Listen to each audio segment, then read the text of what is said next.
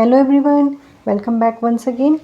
Today I have taken a question in which PQ is tangent to the circle at point S and we have to find out the value of A, B and C. So let's see how to solve this question. As by alternate segment theorem, we know that the angle between tangent and chord is equal to the angle subtended by the same chord in alternate segment. This means this angle, which is angle between the tangent DE and chord CB, will be equal to the angle CAB. And similarly, this angle will be equal to angle ABC.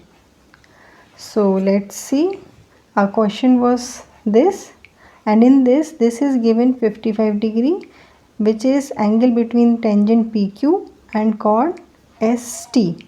Now we can find this angle QST, which will be equal to 180 minus 55, which will give 125 degree. So this angle will be equal to this angle, alternate segment theorem. So it is also 125 degree.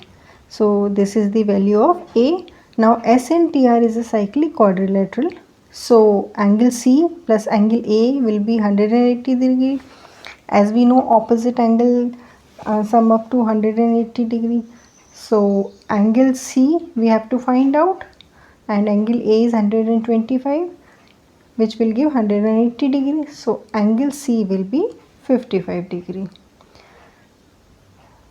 So now we have angle A is equal to 125 degree, angle C is equal to 55 degree.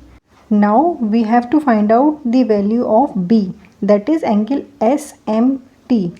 So in the figure we see that there is not enough information given, so it's impossible to find out the value of B. So we can say that angle B can't be determined as there is not enough data given to find the angle B. So this is the answer for the question. If you liked it, please give it a thumbs up and please subscribe to my channel. Thanks for watching.